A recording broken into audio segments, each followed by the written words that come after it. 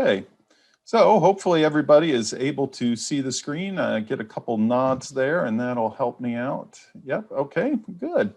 So what we're going to do is go through an awful lot of material and we'll see how much time I like to tell that when they went ahead and came to me and said, hey, we would like you to present on cyberbullying. I said, great, I've got a couple of 3-hour presentations for you.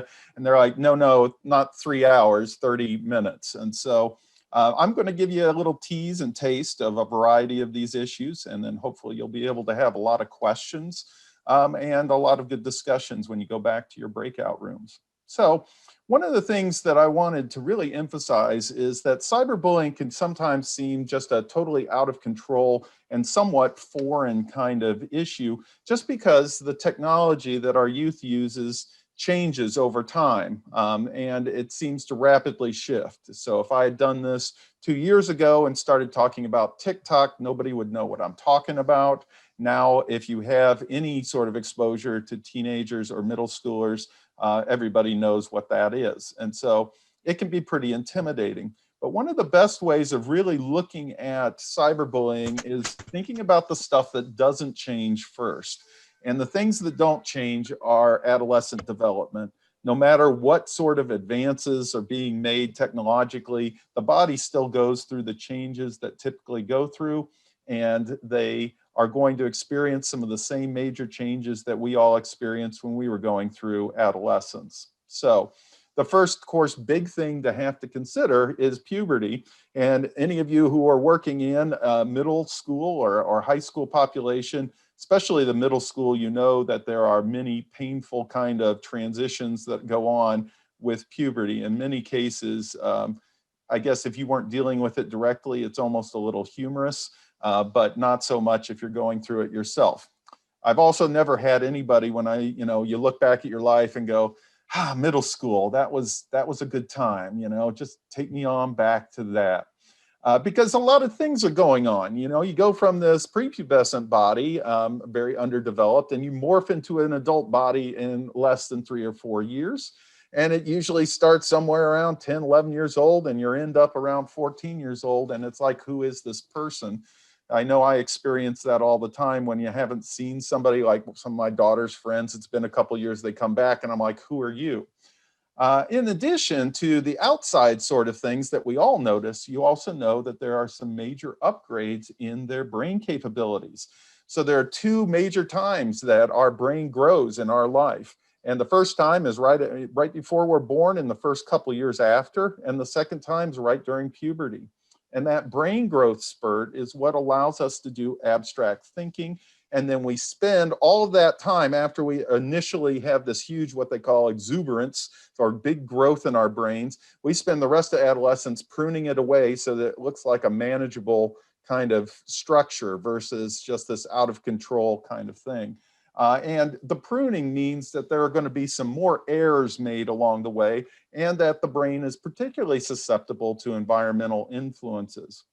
Now, all of this can be a little bit painful, but it allows for a lot of the major social changes that we're going to see, because we change things like how we view friendships. Friendships go from, a kind of we're here, you're here, we're friends. And that's a very basic, like 5-year-old conception of friendship. That is not the same for middle schoolers, right? If you're here and I'm here, but yet I don't really sense that we match really well, we're not going to be friends. And so that's abstract thinking that's coming into play. And so we really want to think about all these things going on, readjusting, figuring out who you are and how that may drive our social media usage and some of the actions we may take on social media. So the big questions to answer in adolescence, and if anybody's a kind of fan of psychology, this gets into Erik Erikson's kind of identity development among our lifespan development phases. But the big thing is, who am I? And that's a huge question. It's probably a question that adolescents would wish teachers and other adults in their lives would just stop asking. Like, I don't know right now. But they have to figure out who they are, where they're fitting into society, and then where they're going. And some of the big things that kind of denote that they are going to be adults, that they know who they are, is being able to handle themselves by themselves. So this issue of autonomy, being able to do things on your own, not having to have a parent or a teacher or other people around. And so autonomy is a really big thing, because the more autonomous you are, the more adult-like you are. And so when we get into cyberbullying, one of the things that makes it very difficult for adolescents to maybe reach out is when you reach out for help, you're admitting to yourself that you can't handle everything on your own. And of course they can't, but they don't want to admit that. Okay, so that can be a very difficult kind of decision on theirs, because there's that fight of I can do everything on my own, and I need some help still. Another big question they're going to be looking at is the issue of empathy. With that added extra brain power, they're going to be able to understand what other people are going through much more accurately than they could when they were in, say, elementary school. And so the ability to have heightened empathy is going to be really important when we talk about interventions for cyberbullying, because kids automatically do not want to go where adults are, not in adolescence, because a way of proving their autonomy is to go to places you're not going to go, so they can hang out with people that are like them, not the adults. And so how are we going to see cyberbullying going on if we're not where they're hanging out? And the answer is we won't. There's just no way of us being able to go all to those places. And I admire anybody who tries, because I just don't even have the time. I mean, I've got this thing called a job. I've got this thing of feeding my kids, that kind of takes priority over hanging out on TikTok and seeing what the latest meme is. That's just not going to happen. So we're going to have to rely on the students themselves to help out with the intervention on cyberbullying. And one of the key factors there is that empathy development. And yet at the same time, empathy can be really hard these day and age, especially with the pandemic, because we haven't been physically around each other to pick up on these subtle kind of reactions that you can only get more in person. You can get it a little bit with video, but it's not the same. And so we really need to work on empathy development with our students. You also have the issue of attachment and relationships. This is the beginning of romantic relationships. And what does that mean? And what does true friendship mean? And there's some questions, because kids can think they're in good friendships, but maybe they're not really very supportive friendships. And then finally, social standing. Where do I stack up? And this goes to an age-old kind of thing, right? Everybody wants to be popular, or at least a lot of kids do.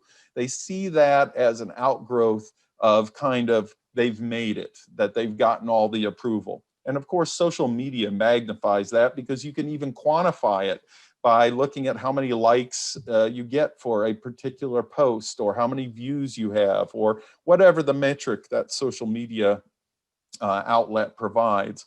And so, there's instances where kids will put something up on Instagram, and if it doesn't get like 50 hearts or likes in 10 to 15 minutes, they take it down, because it's like admitting I'm not as popular. And so we'll just pretend that didn't happen, which you can imagine. I mean, I would be going nuts if I had to worry about that with my college lectures. It's probably good students can't just like it. I just assume that they do, because, I have a lot of passion for it.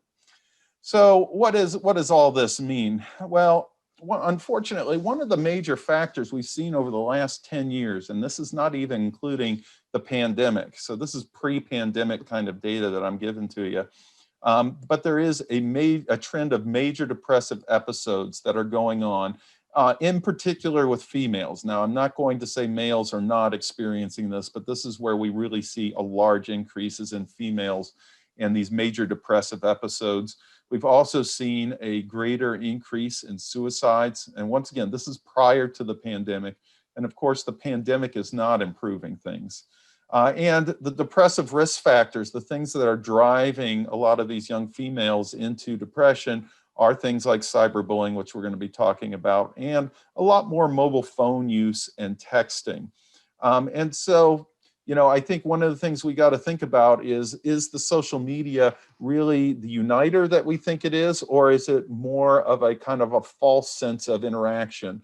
And the pandemic's driven that home, I think, for the entire population. Like, I have Zoom calls with people, and yet I'm going to feel closer to like all of you if I actually was doing this in person as opposed to Zoom. There's just a little bit more of that connection. And so if you have all your days and nights like that, what is it going to affect you, especially as an adolescent? Because once again, you're trying to figure out who you are, where you're headed. And if you're not getting that close, intimate contact, it's going to be a little more difficult. So what about the pandemic on mental health? Well, the official research is still in process. So, except for those really go-getter researchers who may have gotten something out by this fall, we're still trying to figure out. But I think a lot of us intuitively have already gotten a sense from our students. Most students have experienced a whole lot of time in virtual schools. Now, there are a few that have gone back in person, but they've all been modified and such. And so when you're in virtual schools, you have more isolation and loneliness, particularly in rural communities, right? Because one of the great congregators has been the school. I mean, the school many times in the community is that linchpin that everybody in the community connects through. And then not that that goes away automatically, but a year of it or around that, it just makes it a lot more difficult. So that isolation and loneliness, and adolescents are already prone to feeling a bit isolated and lonely because, they feel like I'm the only one going through these changes. I don't think anybody else feels this way. And so it's almost a magnifier with this pandemic. And so one of the ways to escape from these unpleasant thoughts is the emptiness of video entertainment, where you binge watch your streaming shows. I used to try to watch some shows with my daughters. I have 2 teenage daughters right now. And I may see an episode or two with them and then go, okay, guys, I need to go back and do a little bit of work. And then the next day I come and they're like, yeah, that was a good series. I was like, there were 4 seasons, and they streamed them all. Or they've been watching TikTok or YouTube videos and YouTubers, and they'll talk about them amongst themselves, and I'm on the outside. But I don't know, other than this, I look at it like eating cotton candy, right? It tastes kind of good, and it's just empty, and there's not a lot of substance to it, and it passes the time, but it's not really good for you necessarily. A little bit's fine, I'm not against it, but I think a lot of kids are just dominating in it. And in many cases, especially as virtual schools, if they're not forced to do their video, or even if they are, they're in their bedrooms, right? And they're just lying in their bed for many, many more hours than would be normal. Well, all of that is going to increase your mental health issues, especially what we call internalizing disorders. So anxiety, depression, worrying about what others think, or that isolation and loneliness kind of overcoming you. So we certainly want to be aware of that. As far as social networking, these are a lot of different social networks that are out there. The top 3 at the moment are Instagram, Facebook, and Snapchat. But I like to say Facebook is now the polite social network for kids. That's the one that you put on so grandma can check in with you. And, it's like your official little mailing address. It's not where the real you resides. So even though kids admit that they have Facebook accounts and use them, they don't really, that's not their main one. The main ones are Snapchat and Instagram. And then a lot of kids have been kind of getting into TikTok. And I go back and forth on whether to even call TikTok a social network or not. It's just kind of, it's more, I put it in kind of the YouTube than other things. And yes, okay. I'm just glancing at a couple of the comments in the background. I try not to do that. It's like the worst multitasking ever, especially when you only have 30 minutes. But yes, by the way, the Simpsons stamps are awesome. Okay, so we know that most people are on social networking, and when anybody does a cyberbullying presentation, the temptation is to say, all of this is evil, the kids shouldn't be spending so much time, it's gonna just do, the worst thing for them. And the actual answer, of course, is much more subtle than that. So I call it the double-edged sword. So for some kids, and this is a survey from 2018 through the Child Mind Institute, and what we see here in the upper area of that slide is about 1/3 of kids say social media has a positive impact, And then about a quarter says a negative, which leaves roughly about half that don't have necessarily an opinion one way or the other.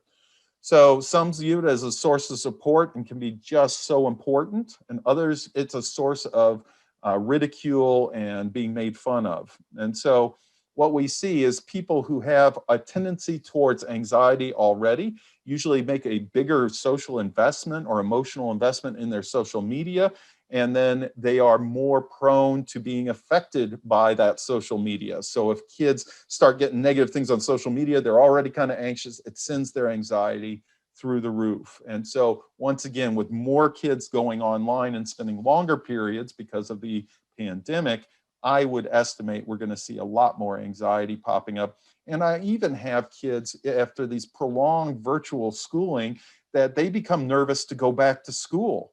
Like, you know, I'm already kind of anxious and I'm at home. What's school going to do? And they think it'll make it worse. In actuality, it probably will help improve their anxiety because they'll be away from it for a little bit. So social media impact, if you have high quality offline friends, the ones in person, the online social media impact is pretty positive. Better self-esteem, better perceived social support from others. You can safely kind of experiment with your own identity and disclose and not feel like people are going to pounce on you. On the other hand, if you have friends of lower quality, more conflictual kind of relationships, or the power dynamic is uneven, you're probably going to have more exposure to kind of violence and social isolation, feeling more lonely, and be more prone to having cyberbullying occur. So that gets us into bullying, and there are 4 general types of bullying the research has identified. Physical bullying, everybody's noticed this now, and everybody has programs to go against it. Not an issue, really. Verbal bullying's a little harder because you don't see it all. It's not as evident as physical bullying, but usually people also don't stand for that.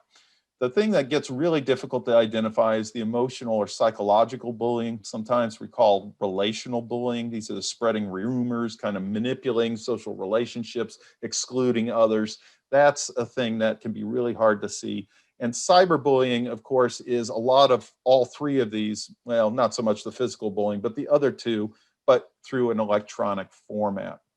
And I think before we vilify bullying too much and say, oh, it should never happen, nobody will ever do it, you know, no matter how good our programs, I think I do want to just raise your awareness that there is a point to bullying. It is not just somebody being mean. That is way too of a simple explanation. First of all, bullying can be a part of your identity issue. So if you are more powerful than someone else, that may lift your own self-esteem. And it really begins to peak in middle school, just like cyberbullying does, because you have your puberty, and then you a lot of times have merging of small elementaries into a larger middle school. So people are trying to figure out, hey, who am I, kind of thing. The autonomy issue that I mentioned earlier. Even friends relationships, usually they're forming friend groups, and there's a leader of that friend group, and there's the low person on that friend group. And bullying can help cement where they are on that hierarchy, because if somebody at the low end tries to challenge the higher, everybody's going to gang up on them. And you see that a lot of times even with cyberbullying. It's a friendship sort of dynamic. And then, of course, dating also. You know, all the Hollywood movies, they make usually one every few years about, you know, the geeky kid dating the popular kid, and they have a real mix. And then all of a sudden, oh my goodness, you know, they break up because they're just too different. And then the Hollywood ending is they ultimately get back together. But the reality ending is no, it's just done because those 2 groups aren't supposed to mix, and bullying allows you to go ahead and sort through that. So defining cyberbullying, it's taken a while, but it has these big kind of characteristics. It's electronic, it's aggressive, there's intent behind that sort of action. It's repeated, or it has high levels of publicity. So sometimes a cyberbully may only do something once, but a lot of people have it and see it. So that's the repetition. And then there's some sort of harm of the victim. And so a definition that's useful to use is willful and repeated harm inflicted through aggressive actions through the use of computers, cell phones, and other electronic devices. Now, there have been some claims that cyberbullying is the worst type of bullying around. And the evidence shows that's not quite true. It's a little more nuanced, like much of this stuff is. I like to view it as technology is a magnifier of the effects. And so when they did a study back in 2015, they found that the kids that were cyberbullied only through technology had the least harmful outcomes. But of course, bullies don't just say, I'm only going to cyberbully you. So when I see you at school, everything's cool, right? It's not like that at all. Okay. I'm going to use everything. There's nothing like an adolescent out bent on revenge or to get somebody. They're going to use everything at their disposal. And so when you have cyberbullying on top of regular bullying, it's the most harmful. So it goes from the least to most harmful by just simply adding one together. It's almost like the technology is a catalyst. And once you add it to anything else, it goes from inert to very, very harmful. Any of you who are chemistry teachers out there, that's my lone chemistry kind of analogy there. Okay, so what are some of the frequent topics of cyberbullies? Now, this was frequent topics of undergraduates, but there really isn't going to be that much different for high school students. The issue of romantic relationships, and of course, you know, the kind of challenging one another about, you know, who's dating who or who wants to date who. Friendships being things like you're an awful friend, or that you have no talents, or that you're ugly. You can read those there. But these are very typical. And so if you wanted to cyberbully somebody, you just add into these topics and it goes to the core of those developmental identity issues we talked about. As far as cyber victim characteristics, they are big social media users, usually create a lot of content. But I did asterisk a couple of these. A lot of them already have ongoing mental health concerns, so like anxiety, depression that existed before they become cyber victims. And because of that, it makes them more likely to become cyberbullied. A lot of times they've also been bullied in person. So once again, the bullying just carries on and it's not necessarily something new. And then a lot of times they may have poor parental and peer relations. Okay, so that lack of social support means they don't have a safety net to rely on when the cyberbullying is occurring. So some at-risk students, these are going to sound familiar to you in your district or in your classes. They have poor social skills, maybe learning disabilities. They may be obese or have ADHD. Your LGBTQ population, anxiety, depression, and autism. These are all kids that have something that makes them a little bit different. And so that's usually enough for them to go ahead, cyberbullies to target them. And especially the poor social skills can be really an issue because they lack the skills to kind of reach out and react. We also can see this in special education. We see that kids in special education services are at higher rates of victimization. And you can see the risk factors, which are very common for kids who are going to be identified for special education services. You know, lower social status, having trouble adjusting. They may feel rejected or have low self-esteem. Anxiety and depression can be also a role there. So I think in that population, we really need to pay close attention, especially with, say, children with autism who may not fully realize what a functional friendship is versus one that's abusive. And it can be hard for them to pick up on that. So we need to make sure that they're being protected. Okay, the impact on cyber victims, it shouldn't be a surprise, a range of psychological issues, including depression and anxiety. Academic problems are a good canary in the coal mine. Usually you see academic problems crop up early in the process. You can even see suicidal ideation and self-harm. And then the fact is, if you're depressed and anxious, it makes you more likely to be a victim. And if you're victimized, you're more likely to be depressed and anxious. And so you can see where this can kind of serve into a very vicious kind of cycle there. The effects are going to be influenced by how often it happens, how long, and whether it's a severe kind of attack or not. As far as cyberbullies, we estimate about 12% say that they've done it over their lifetime. They also use the internet quite a bit. They tend to also be the bullies in person as they are online. A lot of times they don't have well-developed empathy from a emotional standpoint. So they have good cognitive empathy. They know how things will probably impact people, but they just don't have the same level of emotional empathy, which is the being able to relate to others and not just in a calculating way. And they also have an easy way of morally disengaging themselves from a cyberbullying behavior, but still believing that they are a good person. And then we have cyberbully victims. These are ones who, yeah. Sorry, just gonna give you a quick note, 5 more minutes. Yep, I'm going. All right, cyberbully victims are your combination of traditional bullies or cyberbullies, and now they are being bullied themselves. So they kind of are the instigators, are perpetrators and the victims.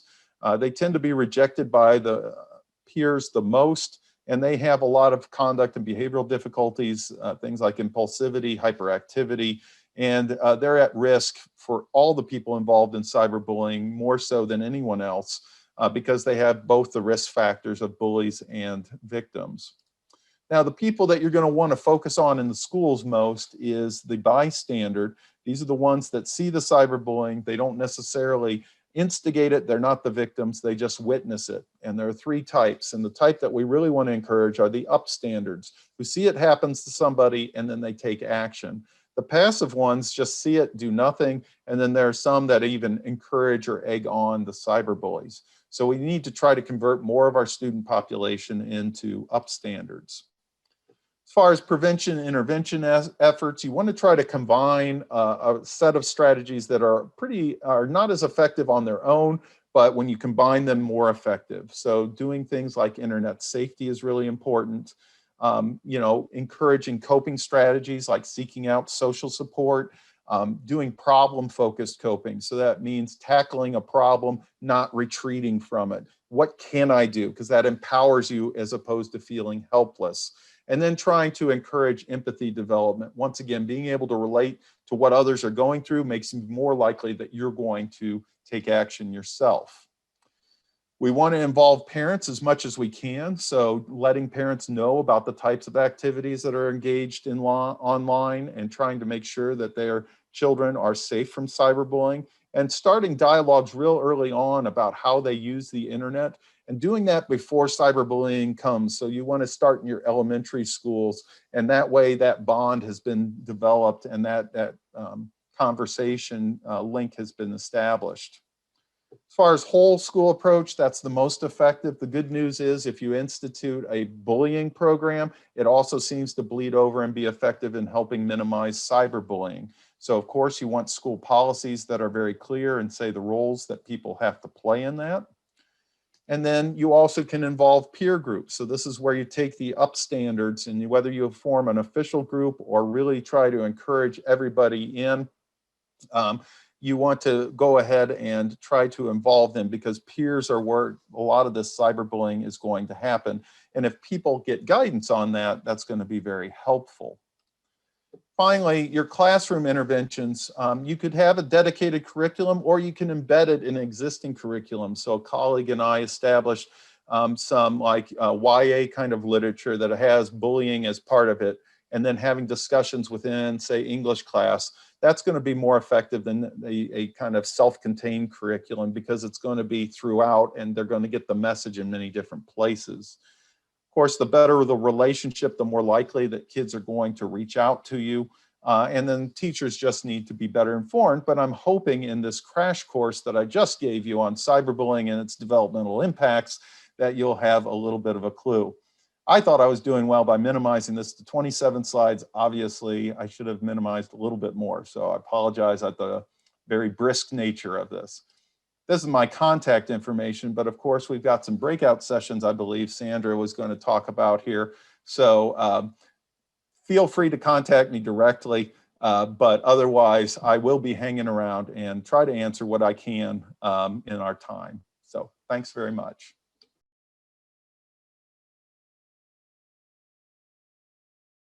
Okay, let's keep going. So thank you so much for your time and great discussions. It looks like there were wonderful questions. And before we get started and get y'all's thoughts and anything you may want to share with the larger group, we do have some questions for Dan. So I'm going to go ahead and break up room number 7. It sounds like you were wondering, what processes and procedures do we have available to address it when we aren't at school and it's not happening in the schools? Yeah, I think that's an excellent question, and it's what a lot of schools have had to deal with, because frankly, almost none of it's going on in the school while the kids are actually there.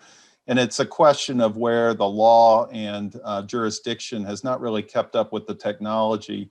So I guess the best advice I would have is to reach out to the local police department and kind of see if there's a joint way of being able to deal with some of these issues, and trying to deal with the issues where you don't bring the full force of law and maybe necessarily into the situations. The thing I'm thinking about is there have been incidences where individuals have shared naked photos with others in their community, others in their school, and then they get written up as a pedophile and have to register at the sex registry. And I think that's a lack of communication between the law enforcement and school and what laws are currently existing. But I unfortunately can't say, oh yeah, just put this policy in place and you're good to go.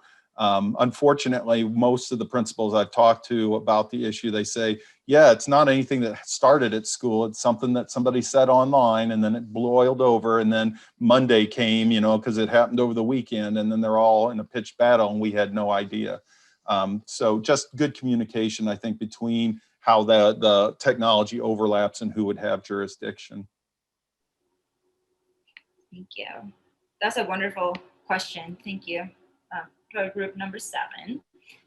We have another really great one related to diversity. Breakout room number 9 is wondering, what about race? Is that an issue that comes up in bullying? Of course, race is going to always be an issue, and you don't have to look very far in our society to know that that's an underlying issue that we're still dealing with. So as far as cyberbullying, there just unfortunately has not been a lot of research officially on race being a main factor, but it certainly is going to come into play, particularly if you have a substantial minority in a school population. That may be one of the things that they use to target.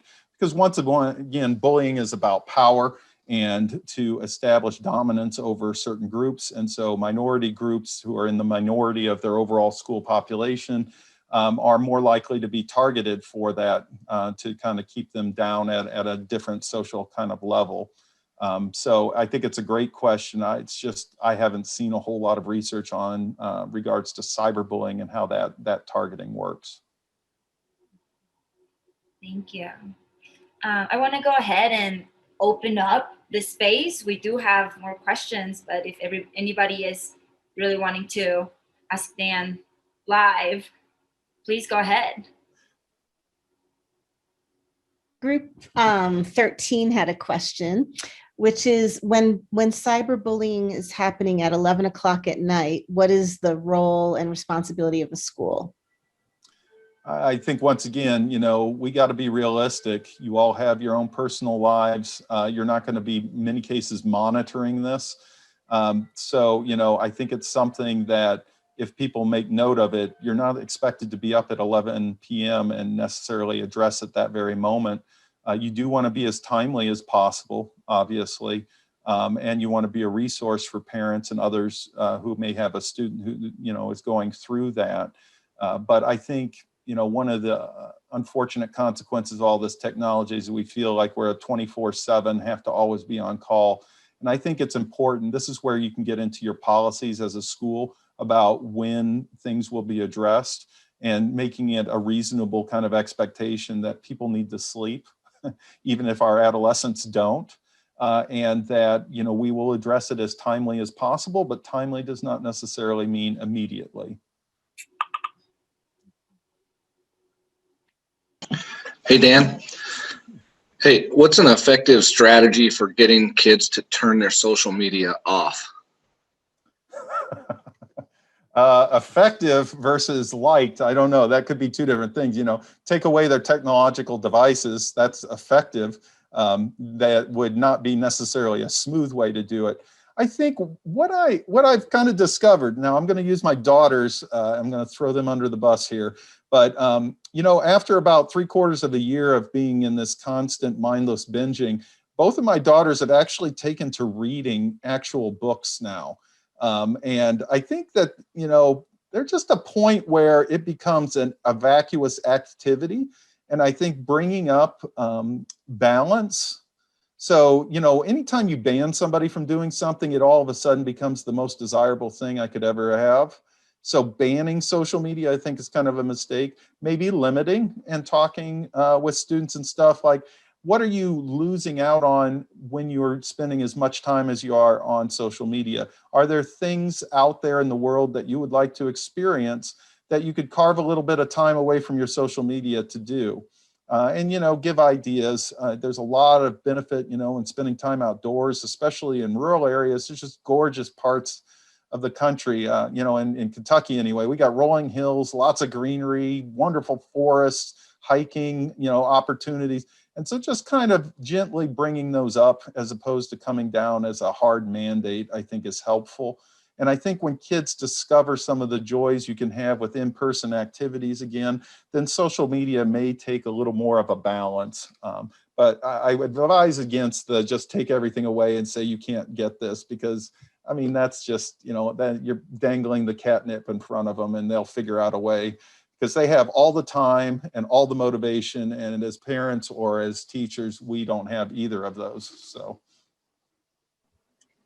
Hey, Dan, in group 12, we talked about Screenagers, which I saw was in the chat as well. And what you think about that movie and what's a way for it to get into the hands of people, if you think that that's a good idea for people to watch. And then also, do you have any insight into good school district policies around cyberbullying that you might be able to share? So I'm going to admit, of the much and over media that I watch, Screenagers, while I've heard of it, is not actually one of them that I've actually seen. I do know that schools have hosted those. And so, you could have a school viewing. I don't know. One of the things I think a lot of places struggle with is getting parents to be able to come to anything after school or anything like that, just because of their own busy lives. So I think it can be helpful. I think you can use almost anything if you have structured a way to discuss what the implications are after viewing it. So maybe working it into, parts of a health class, or, having parents be able to come in as part of a dinner outreach kind of night. I know that's been effective in some ways. And so, like I say, I know it was on my list and I just don't think I have managed to see it. So I can't really do too much more with that. As far as effective school policies, I haven't really tracked that beyond just being very clear about what the implications are with cyberbullying regarding the tolerance and things like that. I think is really important to emphasize. Also, what is the chain of command? Where do people go to report that to individuals? If there's no policy in place, it can be difficult. So maybe some will go to teachers, some will go to, assistant or vice principals, others will go on for and so to have a point person like you would for a special education referral or something, who maybe is a little more knowledgeable about that cyberbullying and what can be done to kind of head up efforts, I think would be a really good first start as far as policy is concerned.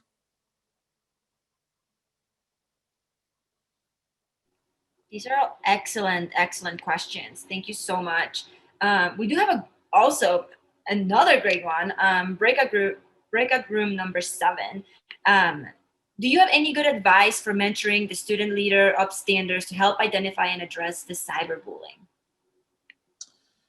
I think going through some of the kind of background of what cyberbullying looks like and how even not responding to it can be damaging to individuals, how to in an appropriate way reach out to the victims to know that they're being supported. I think giving guides like that and talking through, maybe some scenarios that maybe have happened in the past in school would be a very helpful route to go, because you're going, okay, well, here's a situation. And of course, you don't use names or, change little details, but then ask, the person that you want to mentor and be an upstander, say, okay, here's a situation. what sort of ideas would you have if you wanted to help out the person that was being targeted? And then you kind of, use that situation as kind of a way to guide and say, well, did you know the school has this resource, or did you know the school counselor is available, to kind of help with the person that's being targeted? Did you know that, the fact that you even reached out to the victim and said, hey, I'm here for you, that means so much for their resilience and being able to overcome these sorts of things, to know that they're not alone. So I'm really big on the use of kind of real life situations and really being able to help that mentor and understanding what that can be going on. And then even eliciting their experiences, because they've been online where this is happening much more often than we would have.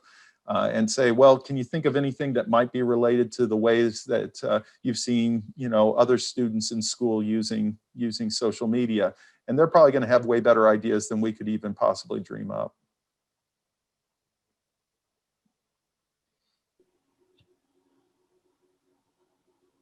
I tell you, a little bit of this feels like I'm doing my my dissertation defense. So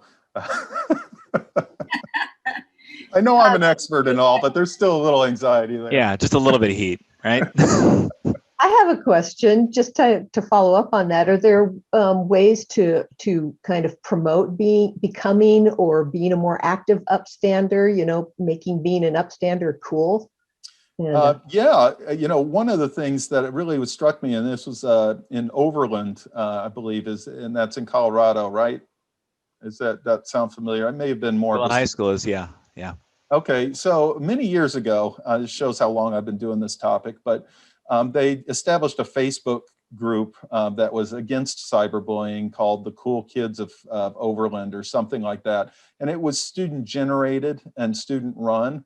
And it really sent a strong kind of message to the whole student body that, these cyberbullies, even though we see what they do and they're really evident, they are not the majority, right? They are not what most people want in the way we interact. And so that was a just very out front way. Now, I'm not recommending at this stage that the old people establish a Facebook page for the young people to go to. That's the cool kids sort of thing. This has to be a little more organic, but that certainly can help.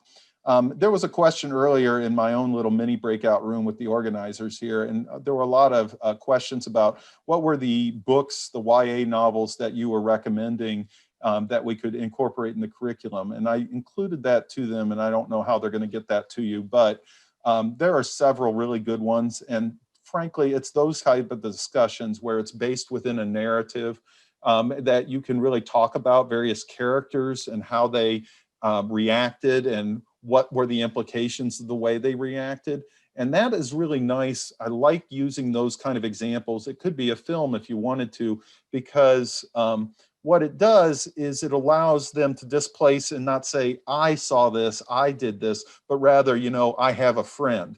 In this case, there is a character, and they can talk about maybe some of their own misgivings or things that they thought they would have done and maybe didn't go so well. And so I think doing that sort of thing, just to throw it out there, but like I said, I think it will be provided. One of them, Stargirl. There's, let's see, Don't Call Me Ishmael by Bauer, and that's a 2007 book. The Skin I'm In, Sharon Flake from 2007. How to Rock Braces and Glasses by Meg Haston in 2012 is a good one. Those are all positive kind of bystanders. And then we have some negative bystanders because, you want some counter examples too. So the Stargirl, which is by Jerry Spinelli back in 2004, and then one called Unfriended by Rachel Vale in 2015.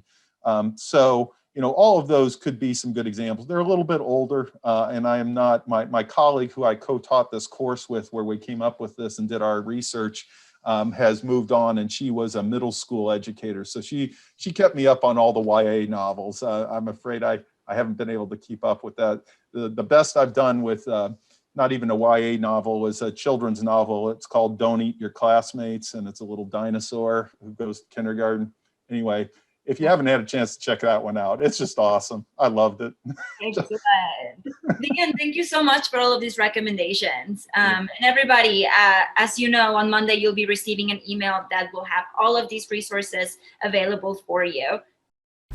For more information about Project Echo and upcoming Echoes with the University of Denver, please visit mortgage.du.edu/echo or follow us on Twitter at echo_du_MCE. Thanks for watching.